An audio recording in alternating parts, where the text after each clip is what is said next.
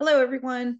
All right. So last time, well, okay, two times ago we talked about persuasion, and then last time we talked about advertising. And today we're going to be talking about social campaigning, also known as social marketing. And here's the connection. Advertising, regular marketing, if you will, is all about selling a product and making money. Social marketing is all about selling some sort of behavior to people to presumably help them out to help them make more healthy choices, more environmentally friendly choices, more pro-social choices. So a lot of what you might think of as a social marketing campaign would be something like a public health campaign, but it doesn't have to be something like the CDC is doing. It could be something like, I love this. This is like, oops, sorry, hilarious to me. Coach Huggins wearing a mask, which like clearly this has like kind of a Hannibal Lecter vibe to me. It clearly looks like a mask that's photoshopped, and I'm not sure if he's ever really been associated. A very, very talented coach, but I'm not sure if health is really has ever been what it's been like his brand. So that was an interesting choice. But you get the idea. The point is like WVU was not trying to sell something. They weren't trying to get you to buy masks. This would be considered social marketing, this example right here, because what they're trying to do is sell the idea of wearing a mask for public health or whatever. So um, little history to begin. So, social marketing really, I mean, thinking about it as sort of a field, a formal strategy, if you will, was something that dates back to really like World War II. So there was a War Advertising Council. Now we just call it the Ad Council. It still exists. And it was actually to help the war effort. So, like you see, this is like a famous advertisement with Rosie the Riveter, trying to like get people like into the factories, specifically women, to help the war effort, buying war bonds. There was a whole big advertising campaign. And I get buying war bonds is obviously something they want you to buy, but it's not for profit. Okay. So that's like the difference. The whole point was the campaign was to the overall campaign was to support the American cause in the war. Okay.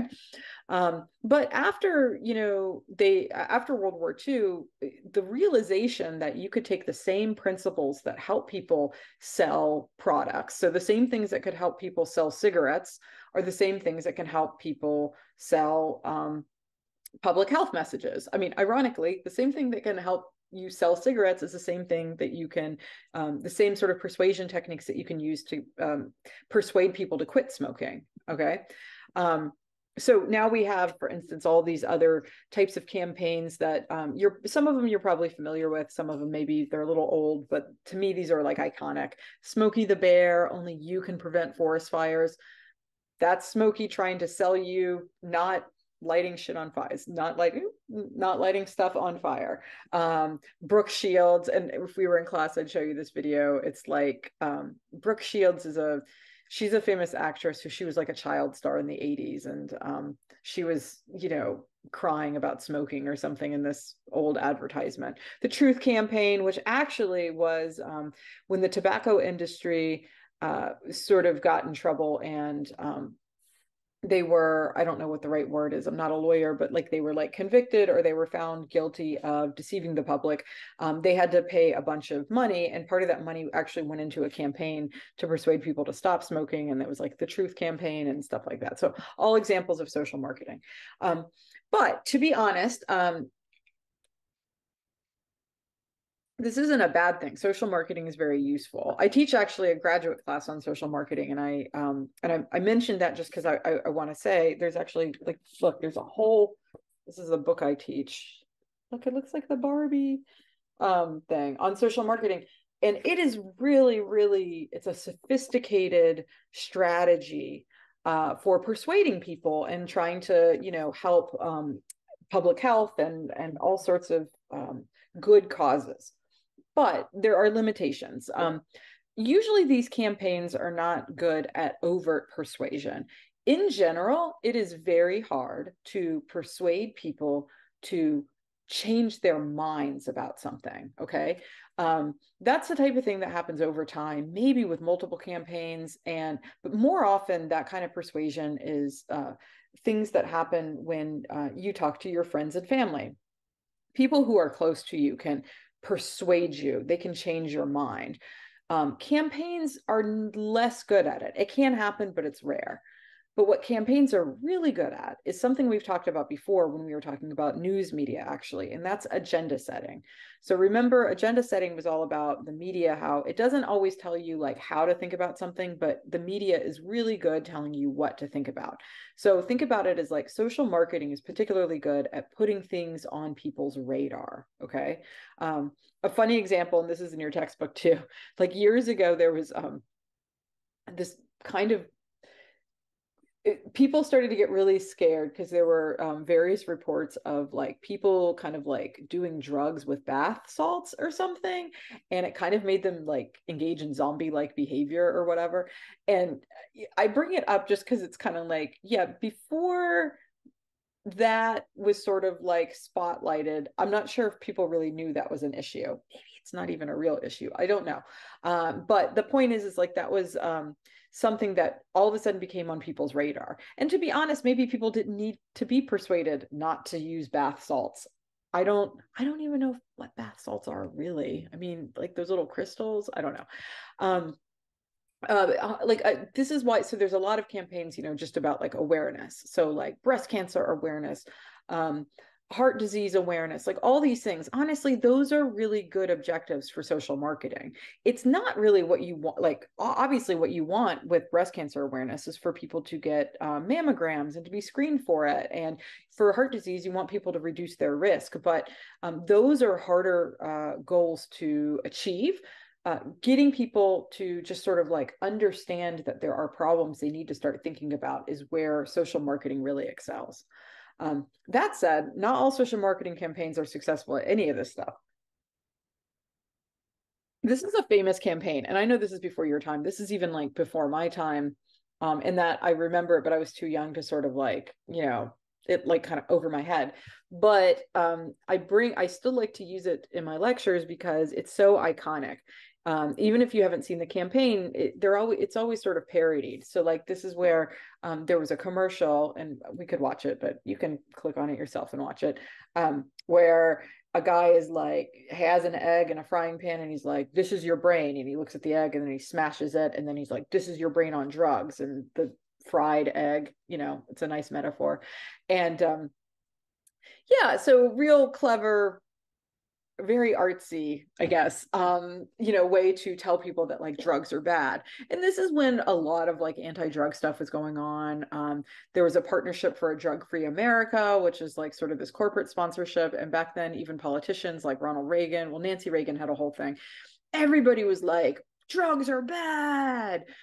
So this commercial comes out, and it wins all of these awards. Everybody thought this was like amazing, and again, everybody was sort of talking about it. But fast forward a couple years later, people actually started researching the effectiveness of the campaign, and how good it was at sort of reducing the number of people who were trying drugs, or how many people were staying on various drugs, and which type of drugs, I don't know, but that's kind of part of the point.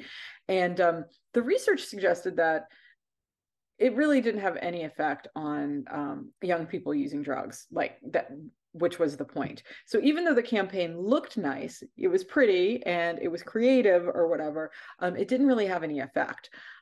So, don't think that just because there's a shiny campaign that it's actually necessarily doing anything. Okay, we're going to switch gears just a little bit now. I'm going to introduce another media or message theory to you.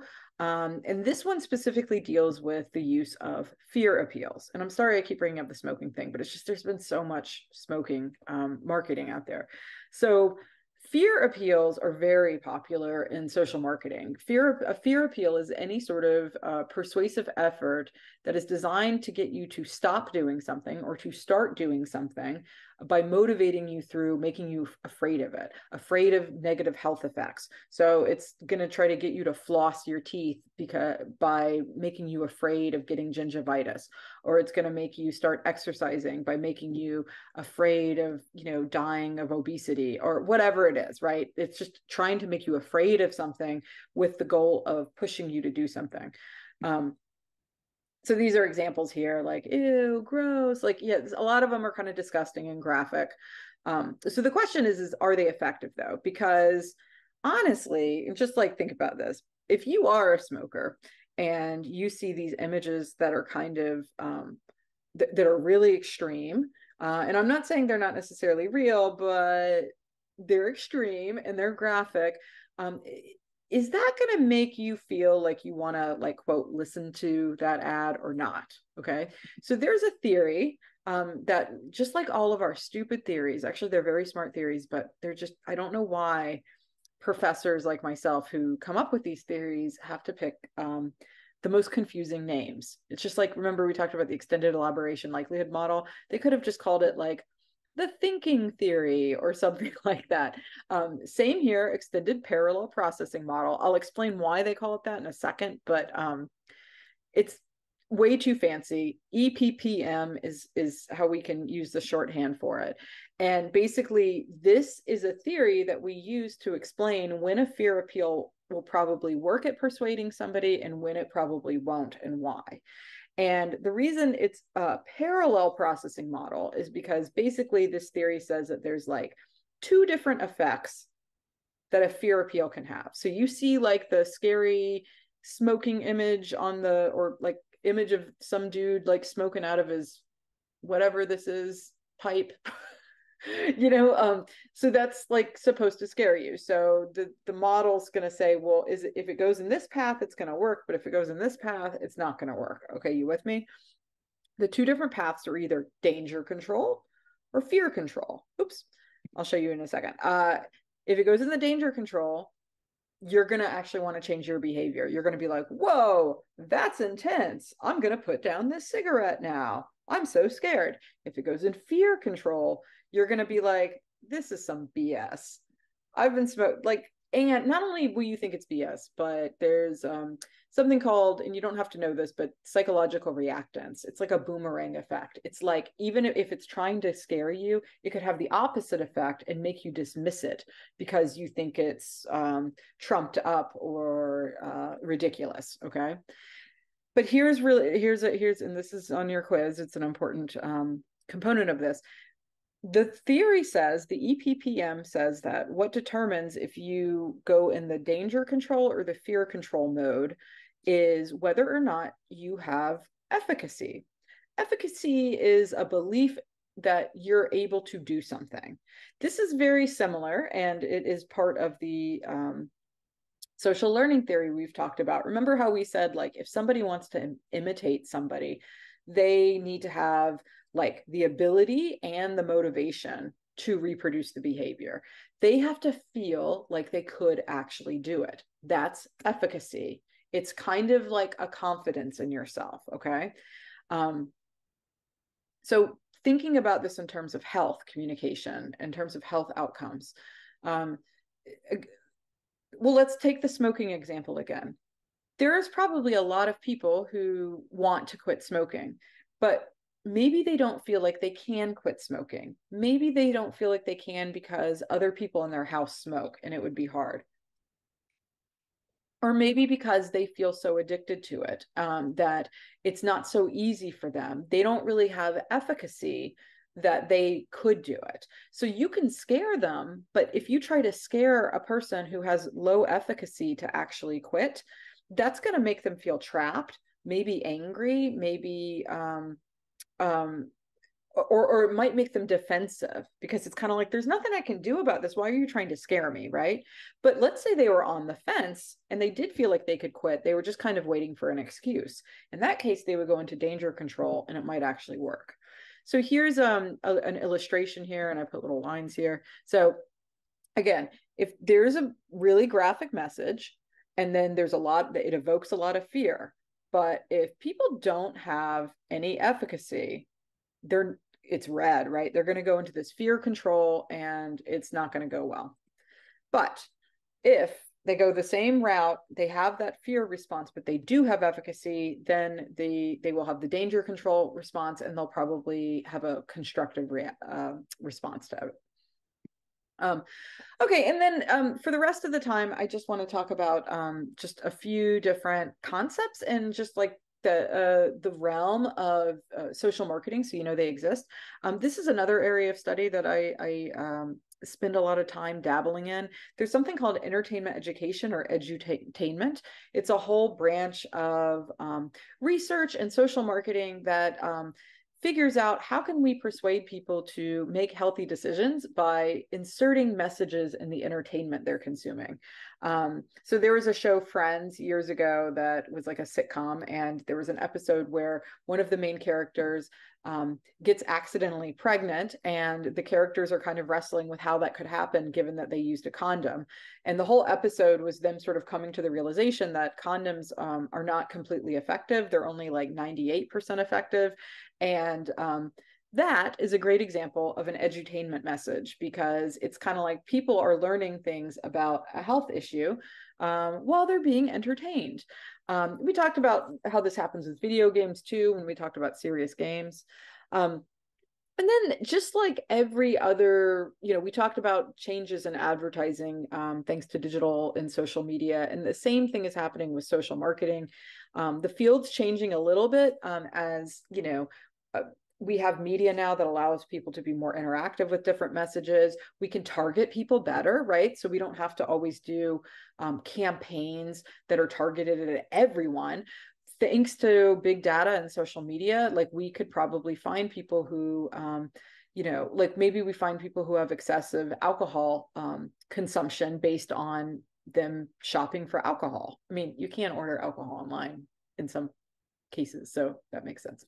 But this is all very helpful, right? Not just for regular marketing for profit, but the point is it can help with social marketing too. And that is all I really wanted you to know. I think that for your quiz, really, there's a lot of questions on there about the EPPM. So try to maybe have that up while you're on there, and make sure you know what social marketing is just generally. And I think you got pretty much the gist of what the lecture is all about. So, all right, until next time, bye.